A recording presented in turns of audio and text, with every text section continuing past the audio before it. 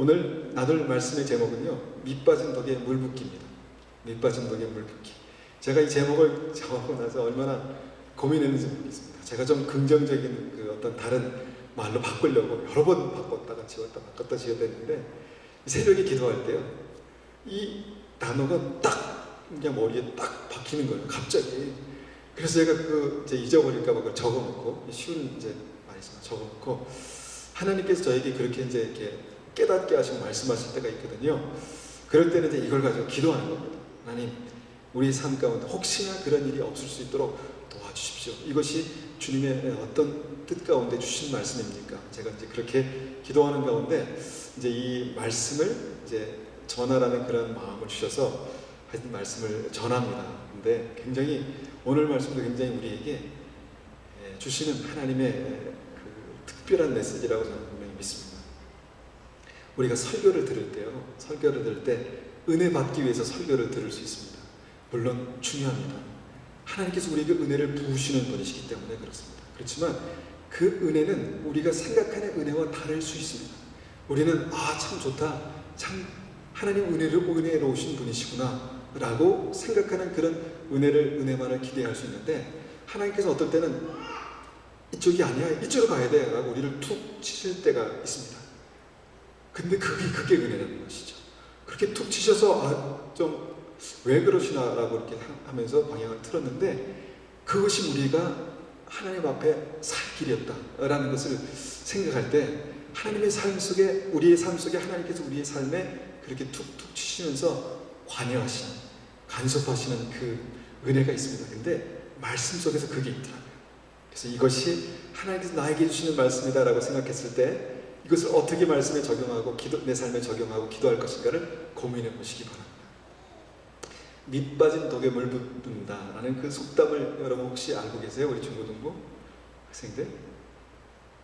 들어본 사람? 못 들어본 사람? 반응이 없네.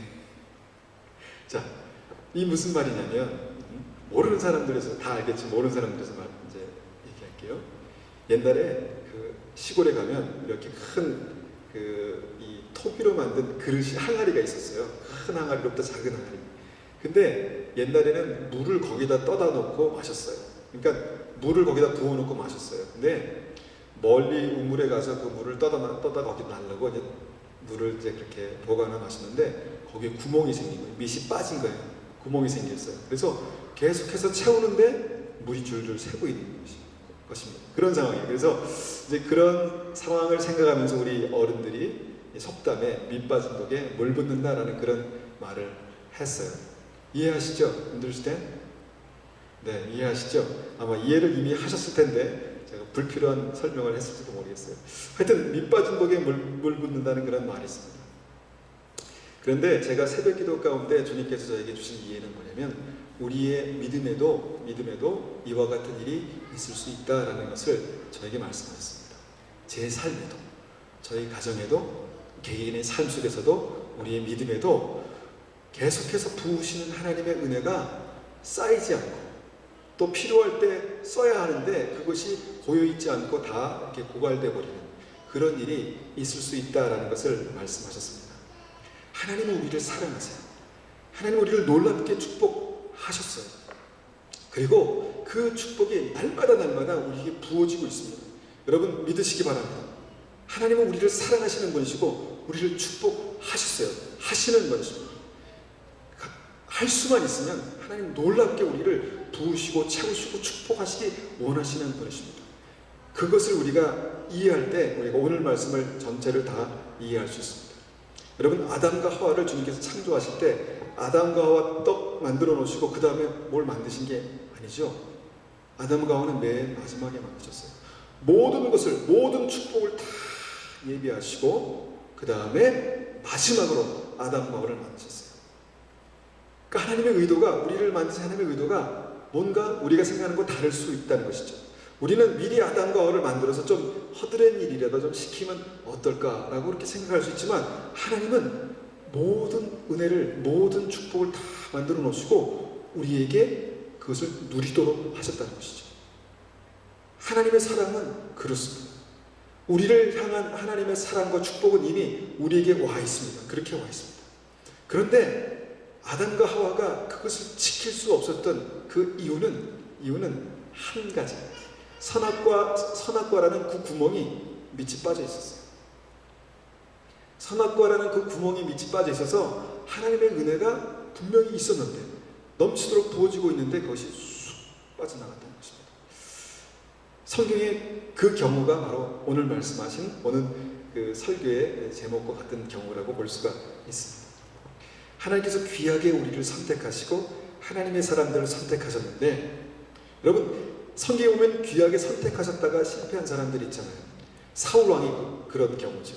하나님께서 선택하셔서 기름 부으셔서 택하셔서 왕으로 세우시고 능력도 주시고 축복하셨는데, 그런데 그 은혜가, 그 축복이 쑥 빠져나갔다는 것이에요.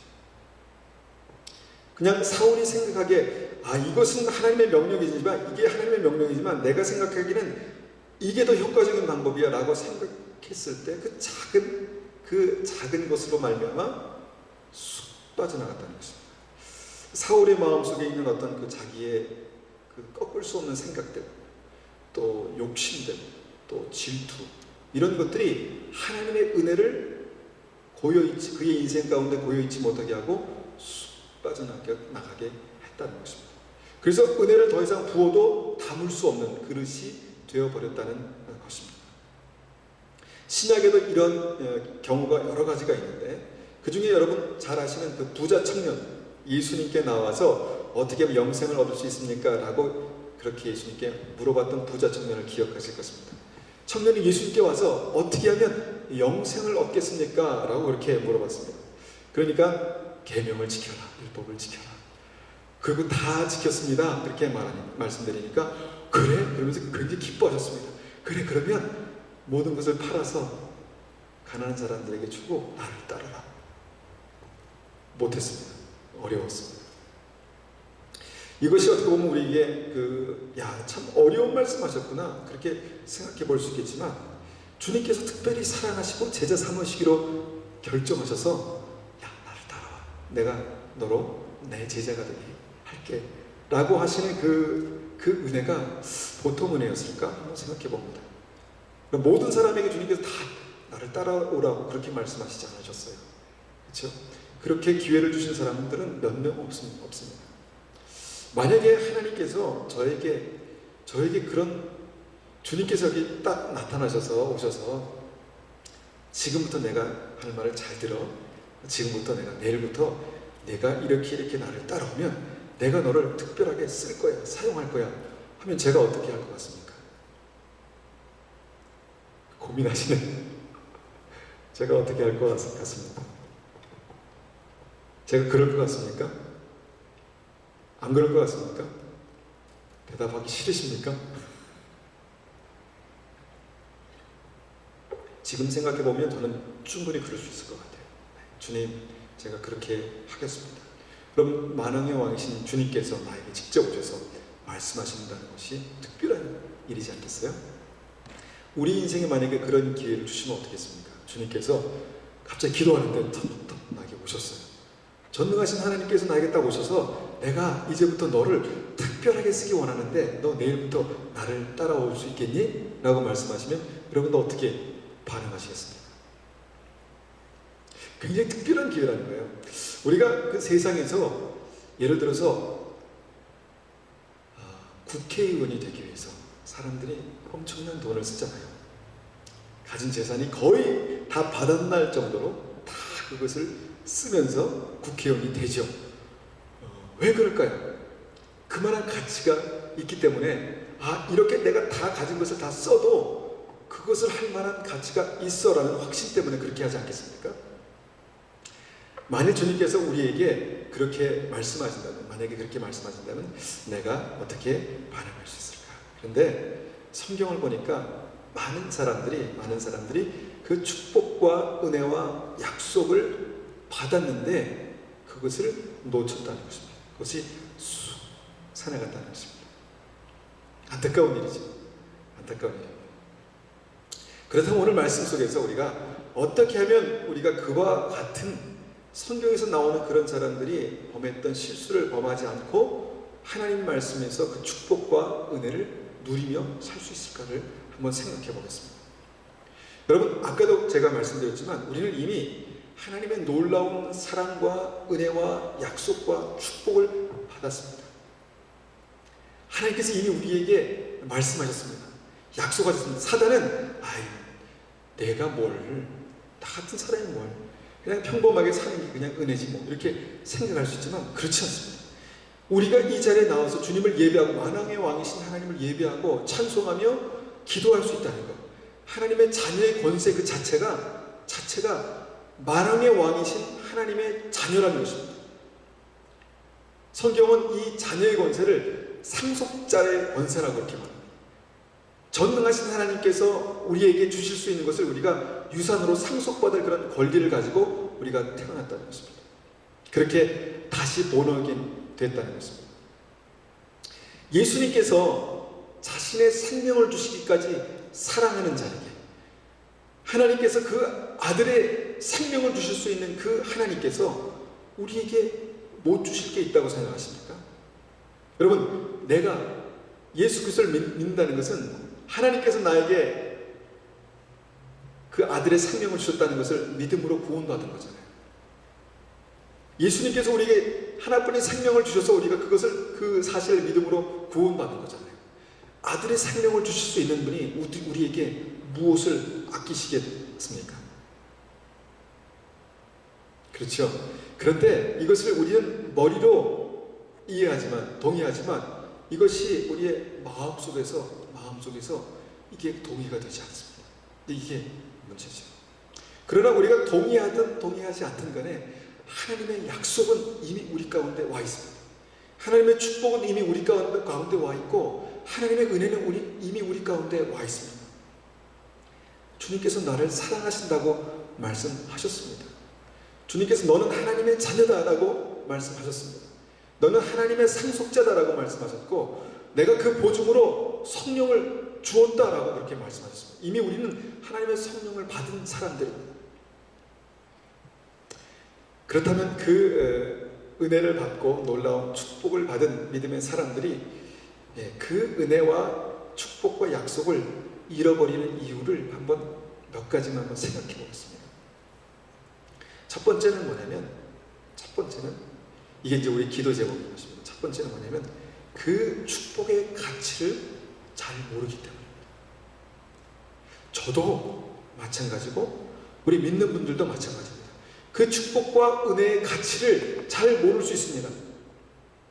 좀 저에게 이 말씀을 제가 이 말씀을 묵상했을 때 좀 자존심 상하는 그런 말이지만 성경에서 돼지에게 진주를 던지지 말라는 그런 말이 있습니다. 이것이 마태복음 7장 6절에 나오는 말씀인데 거룩한 것을 개에게 주지 말며 너희 진주를 돼지 앞에 던지지 말라. 저희가 그것을 발로 밟고 돌이켜 너희를 찢어 상할까 염려하라. 그렇게 말씀하셨습니다. 이것은 이제 바리새인들이나 서기관들이나 그런 사람들에 대한 말씀이기도 하지만 이 어떤 영적인 원리를 우리가 생각해 본다면 어떤 하나님께서 주시는 귀한 것을 귀하게 생각하지 못할 때 그 귀한 것이 나에게 왔는데도 불구하고 이것은 그냥 돼지가 진주를 바라보는 그런 감정과 느낌과 같을 수 있다는 것입니다. 이거 먹을 거나 주지. 뭐 이런 거죠. 돈이나 주지. 뭐 이렇게 될 수 있다는 것입니다. 이것이 얼마나 귀하고 가치 있는 것인지, 하나님께서 나에게 베푸신 은혜가 얼마나 귀하고 가치 있는 것인지, 이것으로 세상을 얻을 수 있는 어떤 그런 놀라운 은혜와 그 놀라운 축복인 것을 우리가 모를 수 있다는 것입니다. 그 축복의 가치, 하나님께 주신 그 은혜의 가치를 우리가 제대로 아는 것이 먼저 하나님의 은혜를 누릴 수 있는 첫 번째 방법입니다. 어떻게 하면 그 가치를 알 수 있을까요?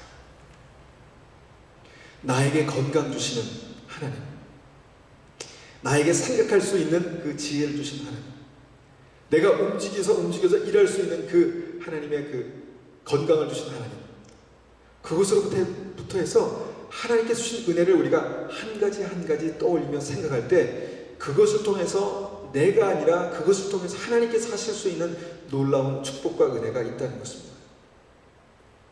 하나님께서 우리에게 말씀하시고 약속을 주셨습니다. 그래서 주님께서 주신 그 축복과 은혜를 우리가 이해하는 것이 첫 번째 하나님의 은혜를 누리는 방법입니다. 두 번째는 뭐냐면 그 축복의 가치를 알지만 그것을 간직할 수 있는 방법을 모를 수 있습니다. 하나님의 은혜가 필요하지. 하나님께서 나를 도우셔야만 내가 살 수 있지. 그런데 그것을 지키고 간직할 수 있는 그런 방법을 모르는 것입니다.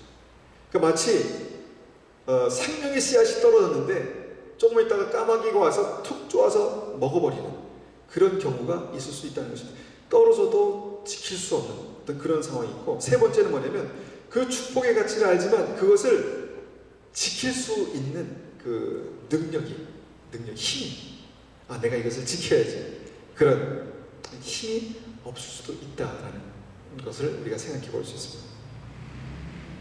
한마디로 말하면 하나님께서 귀한 보물을 우리에게 주셨는데 그것을 받을 그릇에 큰 구멍이 있는 것과 같은 그런 상황이 될 수 있다는 것입니다. 받아도 밑이 빠져 있기 때문에 지킬 수 없고 엄청나게 부으셔도 줄줄 셀 수 있는 그런 상황이 될 수 있다는 것입니다. 여러분 어떻게 생각하십니까? 제가 드린 이 말씀에 동의하십니까? 하나님의 은혜는 언제나 풍성합니다. 계속해서 강조하지만 여러분 믿음으로 그것을 취하시기 바랍니다. 하나님께서 우리의 인생 한 사람을 통해서 이 세상의 역사도 바꿀 수 있는 그런 분이십니다. 나 한 사람을 통해서 엄청난 일을 하실 수 있는 분이십니다. 주님께서 역사 속에서 많은 그런 증거들을 두셨습니다. 한 사람을 통해서 얼마나 놀라운 일들을 하십니까? 문제는 그가 특별해서가 아니라 그분 안에 계신 하나님은 특별하시기 때문입니다. 그냥 질그릇과 같은 그 사람 안에 전능하신 하나님께서 함께 역사하실 수 있기 때문에 하나님의 축복과 은혜가 그 가운데 머물 수 있었기 때문에 그것이 가능한 것입니다. 그래서 문제는 하나님의 축복과 은혜가 나에게 없어서가 아니라 부족해서가 아니라 많은 경우에 그것을 내가 흘려 그냥 보내버릴 수 있기 때문에 라는 것입니다. 여러분 하나님의 축복을 우리가 생각할 때 그 축복을 주시는 분의 입장에서는 그 축복을 줘도 받을 수 없는 것은 그냥 낭비입니다. 낭비. 그렇지 않겠습니까? 하나님의 은혜는 굉장히 소중한 것입니다. 제가 이제 말씀을 드리면서 딱 그 생각했는데 주님은 낭비하시지 않는 분이시라고 이렇게 말씀하시더라고요, 어느 목사님이. 그런데 그것이 어떻게 알았냐면 오병이의 기적 속에서 떡과 물고기가 엄청 많이 남았잖아요. 근데 그거 다 같이 그냥 엄청 많으니까 또 만들 수 있으니까 다 버릴 수 있는데 그렇지 않고 다 모으셨다고 그렇게 말씀하셨거든요. 하나님의 은혜, 하나님의 축복에는 낭비가 없습니다. 그런데 주님께서 나에게 부어주어도 내가 받을 그릇을 손이 이렇게 받쳐져 있고 그릇으로 그렇게 받쳐져 있지 않을 때 여러분 주님께서는 그것을 지금 내 앞에 들고 계시지만 부으실 수 없지 않겠습니까? 만약에 그 그릇이 준비되어 있지 않을 경우에 그것을 부어도 내가 담을 수 있는 그릇이 없다면 하나님께서는 아마도 그 그릇을 이제 그릇만 준비되면 부을 수 있는데 그것이 준비되어 있지 않기 때문에 아마 보류할 수도 있겠다라는 생각이 듭니다. 시편 81편 말씀 한번 열어서 보겠습니다. 시편 81편. 시편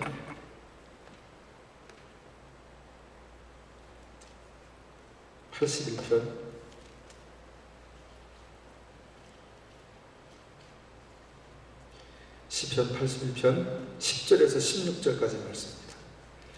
자, 이 말씀을 잘 마음 가운데 새기시기를 축원합니다.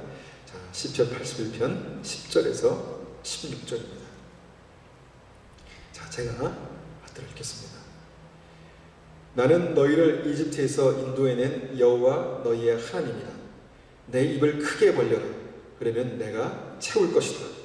그러나 내 백성은 내 말에 귀 기울이지 않았으며 이스라엘은 내게 복종하지 않았다. 그래서 내가 그들의 고집대로 내버려 두었더니 자기들 마음대로 행하고 있구나. 내 백성들아 내 말에 귀를 기울여 보아라. 이스라엘 자손들아 내 뜻에 따라 살아보아라. 그러면 내가 너희 원수들을 쳐부수고 내 손으로 너희 적들을 칠 것이다. 여호와를 미워하는 자들이 모두 그 앞에서 고개를 숙일 것이다. 그들은 영원히 형벌을 받게 될 것이다. 그러나 너희는 내가 가장 좋은 밀가루로 먹일 것이고 바위에서 딴 꿀로 배부르게 할 것이다. 여기는 하나님의 놀라운 축복의 말씀이 있습니다. 축복의 약속이 있습니다. 그렇지만 어떻게 하면 그 축복을 내가 누릴 수 있을지, 받을 수 있을지, 보존할 수 있을지에 대한 그 방법이 나와 있습니다. 우리가 한 절 한 절 말씀 보면 첫 번째 주님께서는 그 하나님의 중심을 헤아리라고 말씀하십니다.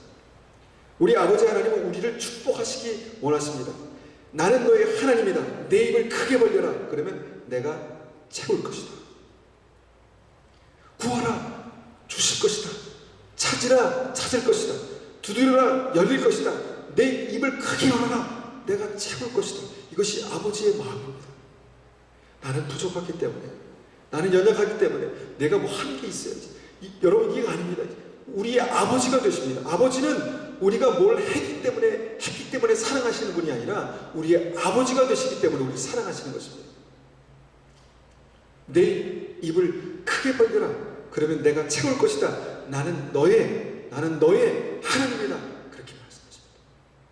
우리 학생들 여러분들이 하나님 앞에서 나는 이렇게 살고 싶습니다. 나는 이렇게 쓰임받고 싶습니다. 나는 이런 일들을 하고 싶습니다. 그런 것들이 있잖아요. 그런 것을 구원하는 것입니다. 말씀입니다. 내 입을 크게 열어라. 그러면 내가 채우겠다. 주님께서 말씀하신 것입니다. 여러분, 이 아버지의 마음을 아셔야 합니다. 믿으셔야 합니다. 이것이 하나님의 마음입니다. 그렇지만 계속해서 주님께서 말씀을 이제 하신 것을 보면 그 축복을 누리게 하기 위해서 우리가 어떤 준비가 되어져 있어야 될 것에 대해서 말씀하십니다. 때로는 그 축복과 은혜를 누리게 하시기 위해서 주님께서 우리에게 말씀을 주시고 명령을 주시고 책망하시고 때로는 흔드시는 것을 볼 수 있는데, 그 아버지의 축복이 넘치도록 부어지는 그 분명한 사실에 대해서 우리가 이해할 때 그러면 그것을 왜 그것을 흘려보낼 수밖에 없었나, 낭비할 수밖에 없었나를 한번 보겠습니다. 11절 보니까 그러나 내 백성은 내 말에 귀 기울이지 않았다. 이스라엘은 내게 복종하지 않았다. 라고 그렇게 말씀하십니다. 저는 이런 말씀을 볼 때마다 제 마음 가운데 내 삶 속에서는 어떤 경우가 이런 경우가 있을지를 한번 찾아보게 됩니다. 마치 독에 밑이 빠져 있었다는 것입니다. 하나님께서는 우리에게 주시고 채우시고 흔들어서 넘치도록 주시기 원하시지만 마치 독에 밑이 빠져 있는 것처럼 그렇게 그 은혜를, 그 축복을 받을 수 없는 이유가 있었다는 것입니다. 그것이 뭐냐면 하나님의 말씀에 귀를 기울이지 않았고 내게 그 말씀을 듣고 복종하지 않았기 때문이다. 그렇게 말씀하십니다. 주님은 분명한 목적을 가지고 이 이스라엘 백성들을 이집트에서 끌어내셨습니다. 건져내셨습니다. 히브리서는 우리가 이런 이 믿음에 대해서, 이 믿음이 하나님께서 우리를 구원하시는 그 목적과 같다는 것입니다. 이스라엘 백성들을 구원하시는 목적은 가나안에 들어가게 하기 위해서입니다. 우리를 흑암에서 죽음에서 건져내신 이유는 영원한 하나님의 나라에 들어가게 하시기 위해서입니다. 그 젖과 꿀이 흐르는 땅, 우리를 축복하시고 우리를 두시기 원하시는 그 축복의 땅이 하나님께서 이스라엘 백성들을 거기에서 건져내신 이유였습니다. 그리고 내가 너를 반드시 그리로 인도할 것이다. 내가 너를 축복할 것이다. 너는 그 가나안에 들어갈 것이다. 그렇게 말씀하셨습니다. 그리고 나서 그 이집트에서 나온 백성들이 광야를 지나가면서 무엇을 준비했냐면 그 축복을 담을 그릇을 준비했다는 것입니다. 여러 가지 고난과 어려움을 통해서 또 광야의 어떤 고생하는 여러 가지 상황을 통해서 그 가나안을 소유할 수 있는 그 그릇을 준비하게 하셨다는 것입니다. 그렇지만 이스라엘 백성들은 광야에서 가나안을 생각할 수가 없었습니다. 너무 힘들고 어려워서 광야에서 가나안을 그릴 수가 없었습니다. 하나님께서 나에게 지금 이곳에 인도하신 이유가 가나안에 들어가게 하시기 원하시는 거지 라는 것을 생각할 수가 없었습니다. 그리고 나서 늘 하나님 앞에 불평하고 원망하고 짜증내고 그랬다는 것입니다. 그렇다면 우리가 이 말씀을 보면서 우리가 생각할 수 있는 것은 우리의 삶이 힘들고 어렵고 또 고달파도 나를 이곳에 부르신 이유가 주님께서 나를 축복하시기 원하시는 것이고 나에게 가나안 영원한 생명을 주시기 원하시는 것이고 천국에 들어가게 하기 원하시는 거라면 우리의 삶 자체는 지금 놀라운 축복 가운데 있다는 것입니다. 그렇지만 이스라엘 백성들은 그 가나안을 보지 못했기 때문에 늘 주님의 말씀이 무거웠습니다. 주님의 말씀이 번거로웠고 불편했습니다. 여러분, 우리가 진짜 소중한 것을 보지 못하면 내가 그것을 위해서 아낌없이 내 시간을 드리고 내 마음을 드리는 것이 어렵습니다. 이스라엘 백성들은 그 가나안을 보지 못했기 때문에 주님의 말씀에 귀를 기울이지 않았고 주님의 말씀에 복종하지 못했다라고 그렇게 말씀하는 것입니다. 이것이 바로 이 독에 밑이 빠지는 그런 상황이었습니다. 지난 주일날 제가 말씀을 나누면서 댐에 물이 이렇게 잘 잠겨 있을 때 굉장히 놀라운 축복인데 비가 한꺼번에 와가지고 그 댐의 약한 부분이 무너지기 시작할 때 그게 와르르 다 무너질 수 있다고 이렇게 말씀드렸죠. 내가 하나님 앞에 원하는 축복들, 그 은혜들이 있습니다. 그것이 나에게 유익하면 주님께서 왜 나에게 부어주시지 않을까요? 그렇지만 내가 그것이 나에게 부어졌을 때, 넘치도록 부어졌을 때 만약에 나의 약한 부분이 그릇이 준비가 안 돼서 그것이 깨어진다면 하나도 우리가 그것을 담지 못한다면 그것이 더 큰 문제이지 않겠습니까? 구멍난 그릇으로는 하나님의 넘치는 축복을 감당할 수가 없습니다. 여러분도 우리 자녀들도 어리지만 여러분 잘 기억하십시오. 하나님 앞에 축복받는, 축복을 담을 수 있는 그 그릇이 준비되면 하나님께서 여러분들을 귀하게 쓰실 수 있습니다. 여러분들을 어떻게 평가하든 상관없습니다. 하나님께서 여러분들을 구별하시고 귀하게 지금 이 자리에 선택하셨기 때문에, 부르셨기 때문에 하나님께서 여러분들을 귀하게 쓰실 수 있다는 것입니다.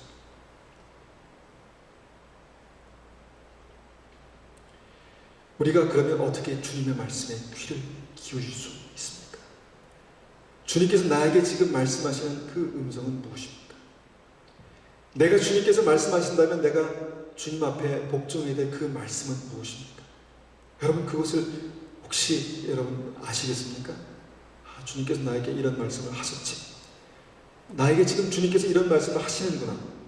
그럼 내가 이것에 대해서 이렇게 순종하면 되겠구나. 여러분 여기에 열쇠가 있습니다. 이스라엘 백성들이 하나님의 축복을 받지 못했는데 우리는 하나님의 축복을 담을 수 있는 그릇을 준비할 수 있는 열쇠가 바로 여기에 있습니다. 여러분 주님의 말씀에 귀를 기울인다는 것은 하나님의 말씀을 여기에 담는 것이 아니라 여기에 담는 것입니다. 내가 그거에 대해서 알아. 지식으로 담는 것이 아니라 그렇지. 주님께서 나의 삶 가운데 함께 하시면 하나님께서 부으실 때 내가 담을 수 있는 그 축복이 나에게 내가 누릴 수 있지. 여기로 기하는 것입니다. 여러분 주의 말씀에 귀를 기울여 보십시오. 지금 이 예배를 통해서 하나님의 성령께서 나에게 주시는 음성이 무엇인가? 지금 이 예배를 통해서 주님께서 나에게 원하시는 그 한 가지, 나에게 순종하기 원하는 그 한 가지가 무엇인가 한번 생각해 보십시오. 오늘 설교 말씀에서 제가 이 말씀에서 전하는 그 내용과 상관이 없을 수도 있습니다. 그렇지만 주님은 분명히 우리에게 말씀하시는 분이시고 내가 그 말씀을 듣고 순종하면 나의 삶 속에 그 축복과 은혜를 담을 수 있는 그릇이 준비되는 것입니다. 여러분 하나님의 말씀을 들을 때는 좀 불편합니다. 당장은 불편합니다. 좀 번거로울 수 있습니다. 그렇지만 여러분 인생을 위해서 내가 영원한 삶을 위해서 내가 투자한다고 생각해 보십시오. 준비한다고 생각합니다. 왜 여러분 힘들고 어렵게 공부합니까? 좋은 삶을, 행복한 삶을 위해서 그렇게 하는 것이 아닙니까? 마찬가지입니다. 하나님의 말씀을 우리에게 들려질 때 그때 하나님이 놀라운 축복의 약속이 있다는 것을 꼭 기억하시기 바랍니다. 주님께서 저에게 요즘 계속해서 감동을 주시고 또 계속해서 말씀하시는 것은 뭐냐면 기도에 관한 말씀입니다. 기도만 살아나면 많은 것들이 바뀔 수 있다고 말씀하십니다.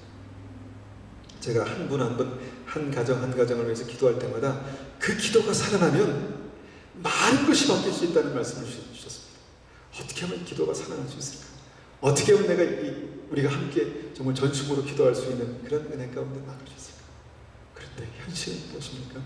기도하기가 어렵다는 것입니다.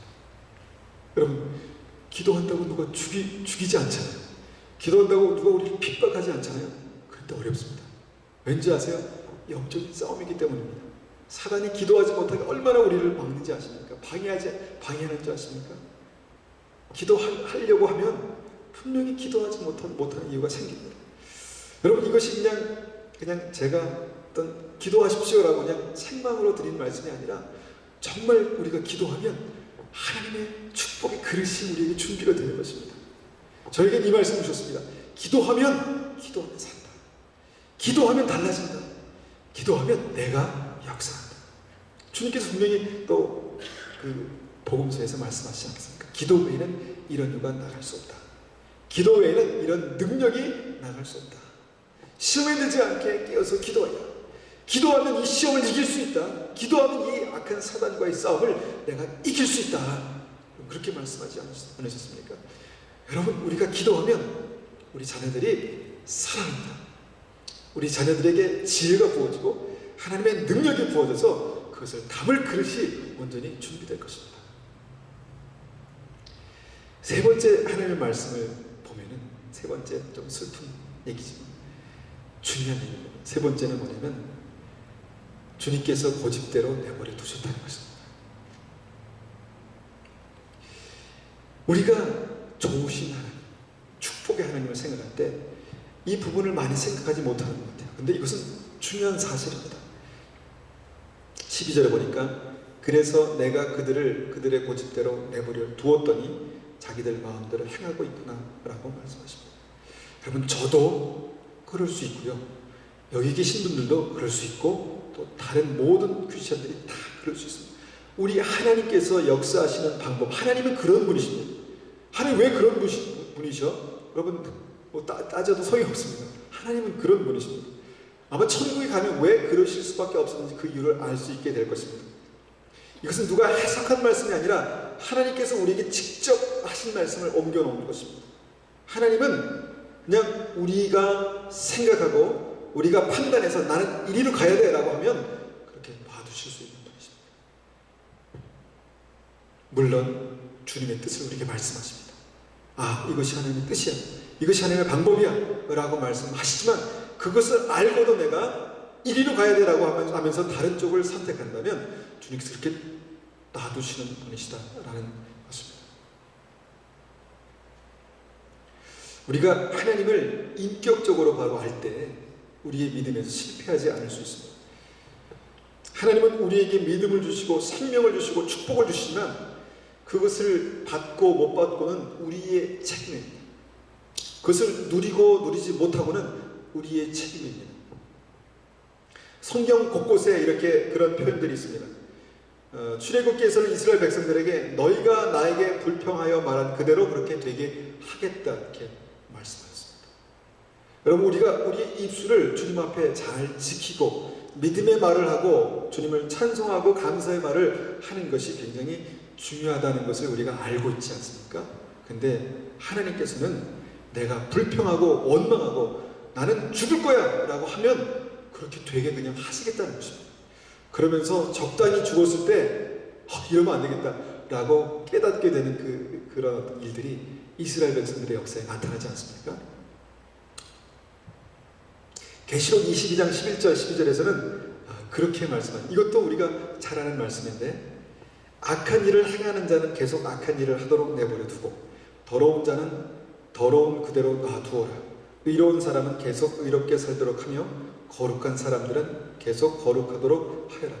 보아라, 내가 속히 가겠다. 내가 상을 가지고 가서 너희의 행한 대로 갚아주며 상을 베풀 것이다. 주님은 어떤 면에서는 굉장히 냉정하십니다. 특별히 다시 오실 예수님은 우리에게 심판해 주러 오신다고 그러셨습니다.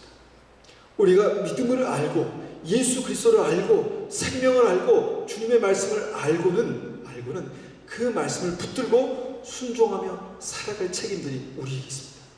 그리고 그렇게 살아갈 때 우리는 하나님의 축복을 담을 수 있는 그릇이 그렇게 준비가 되는 것입니다. 여러분, 하나님은 우리에게 말씀을 한번 주시고 깨닫게 하시고 계속해서 잔소리하시는 분이 아니십니다. 여러분, 우리 부모님들은 우리 자녀들에게 너 했니? 아니요. 왜 안 했어? 빨리 해. 했니? 아니요. 안 했어? 빨리 해. 했니? 안 했어. 이리 와. 그렇게 하지 않습니까? 그런데 하나님을 보니까 그냥 기다리시고 그냥 기다리시는 분이시더라고요. 물론 하나님은 우리를 흔들게 하십니다. 깨닫게 하십니다. 계속해서 말씀하십니다. 그렇지만 결정은 우리가 하는 것입니다. 선택은 우리가 하는 것입니다. 말씀을 정리하겠습니다. 하나님께서 우리를 사랑하십니다. 우리를 향한, 각 사람을 향한 놀라운 계획을 가지고 계십니다. 그 계획은 아마 우리는 상상하지도 못할 것입니다. 그렇지만 기도하는 사람은 그 하나님의 음성을 들을 수 있습니다. 기도하는 사람은 그 그릇을, 하나님의 축복을 받을 수 있는 그릇을 준비할 수 있습니다. 기도하는 사람은 주의 음성을 듣고 내가 이것을 하나님 앞에 순종함으로 나가야 되겠다라는 것을 깨닫고 순종할 때 또 한 번의 하나님의 은총을 받을 수 있는 그릇이 준비되는 것입니다. 하나님은 여러분 한 사람 한 사람 얼마나 사랑하시는지 모릅니다. 너무너무 사랑하십니다. 우리 자녀들을, 우리가 부모들이 우리 자녀를 사랑하는 것보다 여러분들을 하나님께서 더 사랑하십니다. 그리고 여러분들의 인생을 향한 놀라운 계획들을 가지고 계십니다. 그런데 우리가 그 그릇을 준비해야 합니다.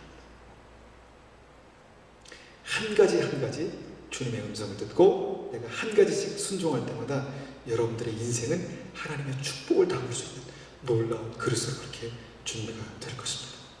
하나님께서 13절에 우리에게 분명히 약속하셨습니다. 내 백성들아, 내 말에 귀를 기울여 보아라. 내 자녀들아, 내 뜻대로 살아보아라. 한번 해봐라. 내 말에 귀를 기울여 봐라. 내 자녀들아, 내 사랑하는 자녀들아, 내 뜻대로 살아보아라. 한번 그렇게 살아보아라. 그러면 내가 너희 원수를 쳐부수고 내 손으로 너희 적들을 칠 것이다. 너희가 굳이 나서지 않아도 내가 나서서 너희들을 지키고 너희 원수를 쳐서 부술 것이다. 내가 가장 좋은 밀가루로 먹일 것이고 바위에서 딴 가장 맛있는 꿀로, 단꿀로 배부르게 할 것이다. 내가 내 자녀를 사랑한다. 내가 내 자녀를 축복할 것이다. 그렇게 말씀하십니다. 우리가 이 말씀을 가지고 한번 기도하겠습니다. 하나님께서 나의 삶 가운데, 하나님 그 은혜와 축복이 내 삶 가운데 그렇게 머물 수 있도록 하나님께서 우리에게 부으실 때 내가 그것을 하나도 잃어버리지 않을 수 있도록 주님 은혜를 베풀어 주십시오. 주의 말씀의 약속이 우리의 삶 가운데 성취되게 하시고 하나님 우리를 향한 하나님의 놀라운 계획들이 우리의 삶 속에 나타날 수 있도록 도와주십시오. 이렇게 한번 같이 기도하겠습니다. 한번 간절히 하나님 앞에 기도